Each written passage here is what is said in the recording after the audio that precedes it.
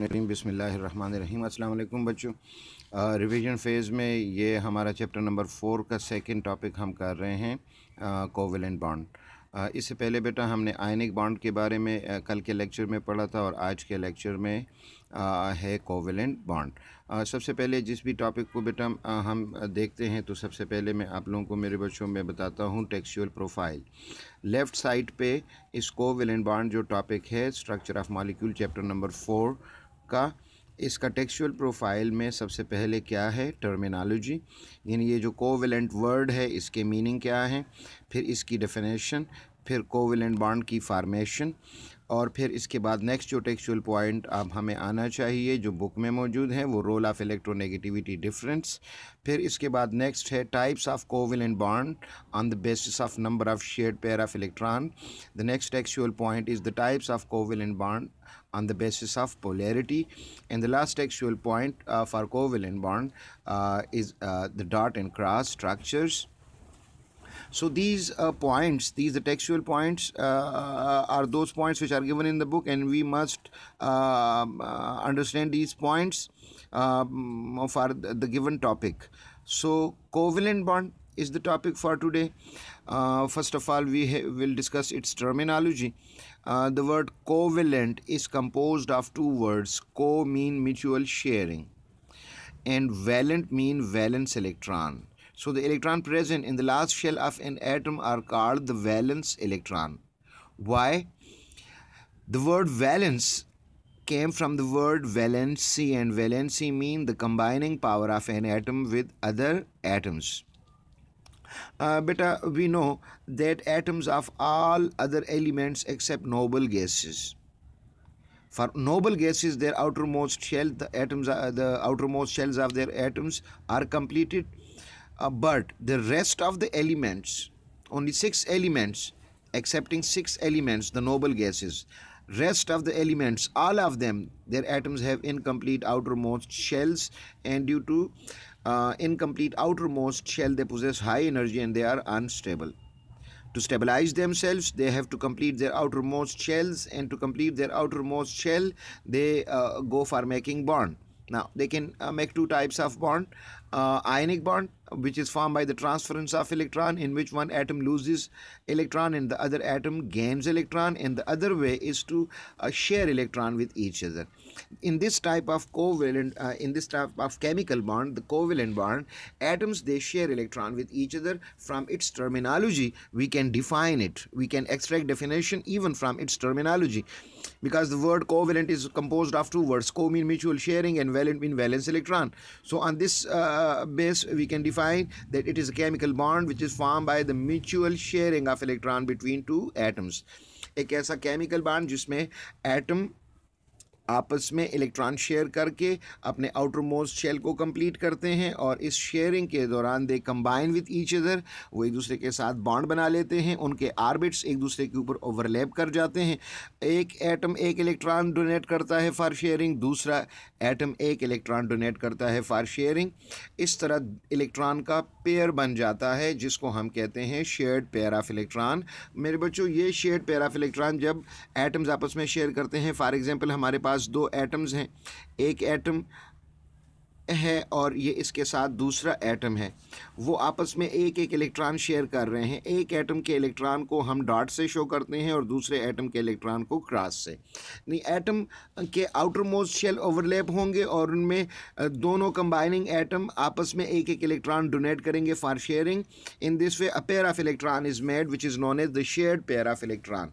ये एटम, ये shared pair of electron, दोनों एटम शेयर करते हैं। कैसे? ये shared pair of electron one complete round trip एक एटम में और दूसरा कंप्लीट राउंड ट्रिप दूसरे एटम में। इसी तरह मेरे बच्चों, making a structure of 8 they make bond, और इस शेयरिंग के दौरान मेरे बच्चों ये क्या करते हैं, दोनों एटम्स को आपस में कंबाइन कर देते हैं, जिसकी वजह से दोनों एटम्स आपस में जुड़े रहते हैं एंड दे मेक बॉन्ड। ऐसे जो बॉन्ड इस्टेब्लिश होगा that is known as the covalent bond. So its definition, it is the chemical bond formed by the mutual sharing of electron between two atoms. Now its formation, how does it form? Covalent bond is formed between the atoms of non-metal. Why? As non-metals are electronegative, they do not lose electron, but they gain electron from metals during the formation of ionic bond.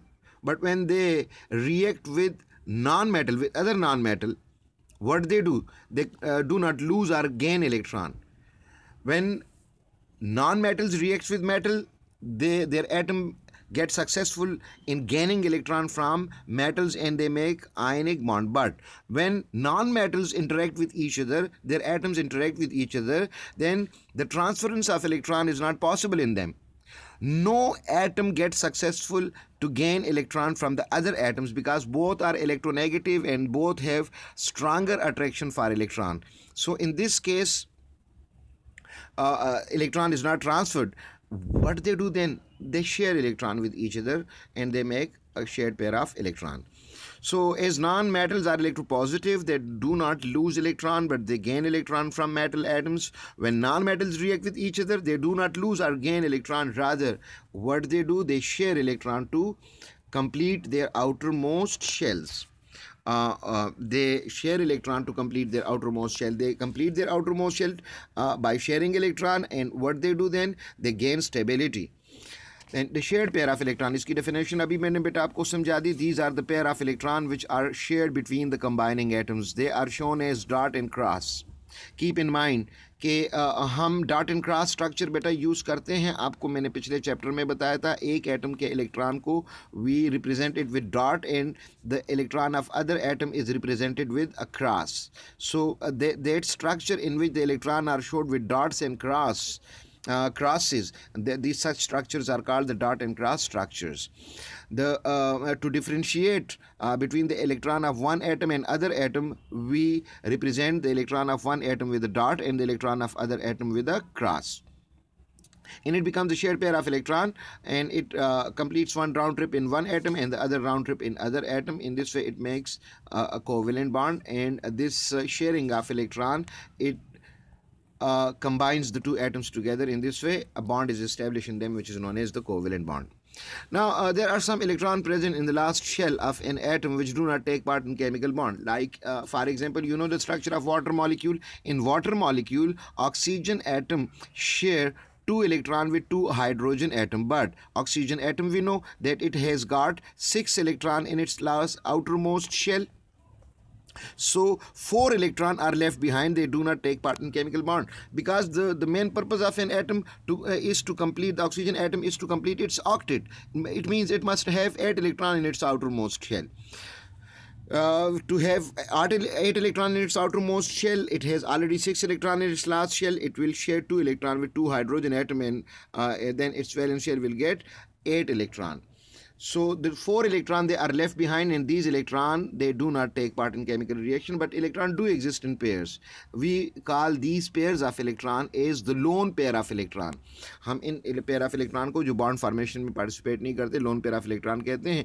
हम shared pair of electron को एक dot and cross से represent करते हैं, जबकि lone pair of electron को या 2 dots या 2 crosses से उसको represent करते हैं.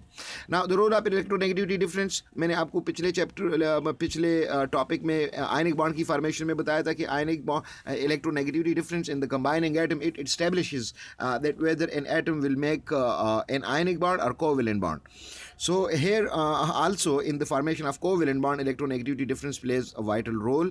If the electronegativity difference in the combining atom is less than 1.7, then the transference of electron will not be possible in such atoms. And how will they stabilize themselves? How will they complete their outermost shell then? They will complete their outermost shell then by the mutual sharing of electron. So if the electronegativity difference is less than 1.7, then covalent bond is formed. Types of covalent bond on the basis of number of shared pair of electron. I have told you earlier we can classify covalent bond on two bases. One is the number of shared pair of electron, and the second basis polarity. So on the basis of shared pair of electron, there are 3 types of covalent bond: the single covalent bond, double covalent bond, and triple covalent bond. As I have discussed earlier, that it is the classification of covalent bond on the basis of number of shared pair of electron. So in single covalent bond, the atoms what they do, they share 1 electron pair with each other. अब मेरे बच्चों single covalent bond में इनके covalent bond के types में आपको क्या आना चाहिए, इसका टेक्सचुअल प्रोफाइल क्या है, डेफिनेशन, रिप्रेजेंटेशन और example.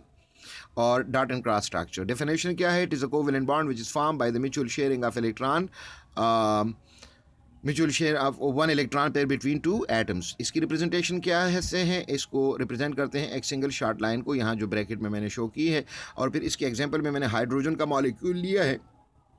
Hydrogen molecule has a single covalent bond because two atoms of hydrogen they share single pair of electron with each other। तो आप लोग देख रहे हैं ये एटॉमिक स्ट्रक्चर, पहले तो सिंबल्स दिए हैं जिनके ऊपर एक डॉट और एक क्रॉस शो किया है, और फिर हाइड्रोजन के दो सिंबल्स मैंने शो किए हैं, ऊपर एक डॉट एक क्रॉस एक पेयर बना है, और फिर एक एरो के बाद मैंने दो हाइड्रोजन के सिंबल्स के दरमियान एक शॉर्ट लाइन दी है, जो अर्लियर हम डिस्कस कर चुके हैं कि we represent covalent bond with a single straight short line. नीचे जो बोर्ड डायग्राम्स हैं हाइड्रोजन एटम्स के, एक का इलेक्ट्रॉन डॉट से एक क्रॉस से, और ये आपस में ओवरलैप करते हैं अपने लास्ट शेल, और एक इलेक्ट्रॉन पेयर शेयर बन जाता है, जिसकी वजह से उनके ड्यूप्लेट कंप्लीट हो जाते हैं and they get stabilized. So double covalent bond वही सेम पैटर्न है मेरे बच्चों। It is form by the mutual sharing of two electron pair. Keep in mind that an atom shares the number of electron which is required by that atom. एक atom कितने electron share करेगा? जितनी इसकी requirement है। अब hydrogen की requirement है 1, क्योंकि इसका फर्स्ट शेल है, इसमें 2 इलेक्ट्रॉन होने चाहिए, but it has 1 electron in its outermost shell, so it will share 1 electron. Oxygen atom has 6 electron in its outermost shell. It needs 2 electron to complete its outermost shell. So oxygen atom, what it does, it shares 2 electron. So when one oxygen atom shares 2 electron, the other oxygen atom shares 2 electron, then 4 electron, they make 2 pairs, and we call them the shared pair of electron. Such chemical bond in which, such covalent bond in which two atoms they share 2 pairs of electron with each other is known as the double covalent bond. It is represented by, again, the same pattern, double short line, 2 parallel short lines। और फिर इनके example में oxygen का molecule, इसकी formation Bohr model में मैंने भी show की है। यहाँ ऑक्सीजन के 2 atoms they are sharing 2 electron pair with each other. Then the triple covalent bond, it is a covalent bond which is form by the mutual sharing of 3 electron pair between the 2 atoms. 3 electron pair share करते हैं। अब कौन atom 3 electron pair share करेंगे? जिनके last shell में 5 electron हो, जिनको 3 electron की ज़रूरत हो, रिक्वायरमेंट हो, तो वो 3 इलेक्ट्रॉन आपस में शेयर करेंगे, जिसकी वजह से टोटल इलेक्ट्रॉन 6 हो जाएंगे and they will make 3 pairs. फिर इसके बाद आ जाता है बेटा types of covalent bond on the basis of polarity. ये तो इनके टाइप्स हो गए। अभी पोलैरिटी के बेस पे सबसे पहले तो पोलैरिटी की डेफिनेशन की word is polarity, the presence of charge regions over a molecule is called polarity. यानी एक ऐसी कंडीशन जिसमें एटम्स, जो मॉलिक्यूल के अंदर एटम्स हैं उनके ऊपर चार्जेस होते हैं। जिस तरह बच्चों HCl का मॉलिक्यूल है, इस मॉलिक्यूल में hydrogen atom it carries partial positive charge and chlorine atom carries negative charge. Why these atoms they carry charges? These charges, this symbol, it stands for partial charges. So why do these atoms they attain partial positive and partial negative charges? What is the reason behind it? The electronegativity difference. Chlorine atom is more electronegative, so it avails more electron. And hydrogen atom is less electronegative, so electron slightly move away from hydrogen atom, making it partial positive. And when the electron move closer to the chlorine atom, it becomes partial negative. So in this way, in a single molecule, oppositely charged regions, partial negative and partial positive regions, they are established in a molecule, and this establishment is known as polarity. So again, the electronegativity difference plays a vital role in the production of polarity बनती कैसे है? इसमें भी electronegativity का role है बच्चों। वो कैसे है? अगर दो एटम के इलेक्ट्रोनेगेटिविटी डिफरेंस हम फाइंड करें, अगर वो 1.2 से लेस है, तो ऐसे एटम में इलेक्ट्रॉन क्लाउड इक्वली डिस्ट्रीब्यूट होगा और एटम के ऊपर कोई चार्ज नहीं होगा। फॉर एग्जांपल हाइड्रोजन के 2 एटम्स हैं, दोनों की इलेक्ट्रोनेगेटिविटी वैल्यू सेम है, तो इलेक्ट्रोनेगेटिविटी डिफरेंस क्या होगा? 0।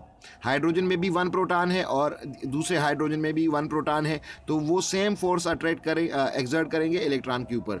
इसलिए ऐसे मॉलिक्यूल में एटम्स के ऊपर बेटा चार्जेस नहीं होंगे, क्योंकि इनमें इलेक्ट्रॉन इक्वली डिस्ट्रीब्यूट होते हैं। इलेक्ट्रॉन पेयर दोनों एटम के सेंटर में रहता है, जिसकी वजह से इनके ऊपर कोई पार्शियल चार्जेस अपीयर नहीं होते।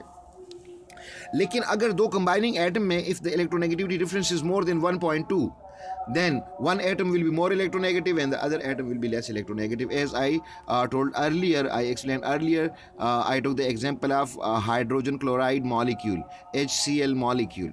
HCl molecule में hydrogen and chlorine atom, they share one electron with each other, each, and they make a single pair of electron. What they do, they share single pair of electron with each other. In this way, electron pair, it revolves around the two atoms in this structure, in this pattern. अब बच्चों इस electron pair के ऊपर chlorine की तरफ से attraction ज़्यादा है, हाइड्रोजन की तरफ से अट्रैक्शन कम है, क्योंकि क्लोरीन के एटम के न्यूक्लियस में है 17 प्रोटॉन। ये तो आपको पता है बेटा, एक एटम इलेक्ट्रॉन को किसके बेस पे अट्रैक्ट करता है? प्रोटॉन पे। तो जितने ज़्यादा प्रोटॉन होंगे उतने ज़्यादा इलेक्ट्रॉन के ऊपर अट्रैक्शन ज़्यादा होगी। हाइड्रोजन एटम में सिर्फ 1 प्रोटॉन है, इसकी अट्रैक्शन उस हिसाब से कम होगी। तो जब दो एटम में इलेक्ट्रोनेगेटिविटी डिफरेंस ज़्यादा होगा तो जो ज़्यादा इलेक्ट्रोनेगेटिव एटम होगा उसके ऊपर क्या होगा? Partial negative charge. तो ऐसा कोवेलेंट बॉन्ड जिसमें एटम के ऊपर चार्जेस होते हैं, पार्शियल चार्जेस होते हैं, उसको कहते हैं पोलर कोवेलेंट बॉन्ड और इम्प्योर कोवेलेंट बॉन्ड। और जिस कोवेलेंट बॉन्ड में एटम्स के ऊपर चार्जेस नहीं होते तो ऐसे कोवेलेंट बॉन्ड को हम कहते हैं नॉन पोलर कोवेलेंट बॉन्ड, और उसको प्योर कोवेलेंट बॉन्ड भी कहते हैं। तो बेटा ये फिनोमेना मैंने इसमें समझाया हुआ है इलेक्ट्रोनेगेटिविटी डिफरेंस का। पोलर कोवेलेंट बॉन्ड और impure covalent bond, it is a covalent bond in which the combining atoms carry partial charges. Polar covalent bond develops ionic character. कैसे आयनिक कैरेक्टर बेटा? जैसे हमें पता है कि सोडियम क्लोराइड के स्ट्रक्चर में सोडियम आयन क्लोराइड आयंस को अट्रैक्ट करते हैं विद फोर्स ऑफ अट्रैक्शन, जिसको हम कहते हैं ionic bond, electrostatic force of attraction. इसी तरह बेटा जो कोवेलेंट मॉलिक्यूल्स होते हैं उनमें चार्जेस आ जाते हैं, फिर एक मॉलिक्यूल का चार्ज पार्ट दूसरे मॉलिक्यूल के चार्ज पार्ट को ऐसे ही बेटा अट्रैक्ट करता है जैसे पॉजिटिव और नेगेटिव आयंस एक दूसरे को अट्रैक्ट करते हैं।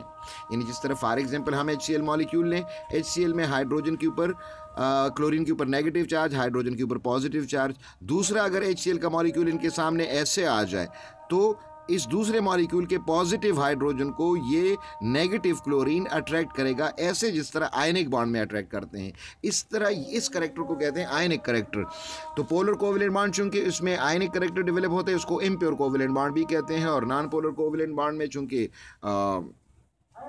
आयनिक करेक्टर नहीं होता, उसमें पोलैरिटी नहीं होती, इस वजह से उसको हम प्योर कोवेलेंट बॉन्ड भी कहते हैं। डॉट एंड क्रॉस स्ट्रक्चर्स बच्चों, ये आप लोगों को मैंने बताया कि एक एटम के इलेक्ट्रॉन को डॉट से शो करते हैं, दूसरे एटम के इलेक्ट्रॉन को क्रॉस से शो करते हैं, और ये सिर्फ डिफ्रेंसिएशन के लिए, ये कोई इस्टेब्लिश प्रिंसिपल नहीं है। ये मुख्तलिफ मॉलिक्यूल के डॉट एंड क्रॉस स्ट्रक्चर जो बहुत इंपॉर्टेंट है, कार्बन डाइऑक्साइड का, फिर ईथाइन का C2H2 का, इसमें ट्रिपल बॉन्ड है, हाइड्रोजन साइनाइड में सिंगल और ट्रिपल बॉन्ड है, dot and cross structure of HNO3 nitric acid का मॉलिक्यूल, अक्सर ये एग्जाम में इसके ऊपर भी क्वेश्चन आ जाता है। इसके बाद बेटा इसका क्वेश्चन प्रोफाइल है, शॉर्ट क्वेश्चन जो 3 मार्क्स के क्वेश्चन है, वो बताने हैं कि what is a covalent bond, what type of atoms make covalent bond, फिर डिस्क्राइब ये सारे जो क्वेश्चंस हैं उन सारे टेक्सचुअल पॉइंट्स के बेस में जो हेडिंग्स मैंने दी हुई हैं you will get the answer. और फिर लॉन्ग क्वेश्चन कि कोवेलेंट बॉन्ड क्या है, एक्सप्लेन इट्स फॉर्मेशन। फिर मैंने नोट भी लिखा है कि उसमें कौन कौन से पॉइंट्स आपको आने चाहिए, ये कंप्लीट उन टेक्सचुअल पॉइंट का मेरे बच्चों प्रोफाइल है कि अगर इसके ऊपर लॉन्ग क्वेश्चन आता है तो आपने इसमें क्या करना होगा। तो बहुत बहुत शुक्रिया बच्चों, आई होप कि आप लोगों को इसकी समझ आ गई होगी। ये जो टॉपिक आज हमने कर लिया, शुक्रिया, अल्लाह हाफ़िज़।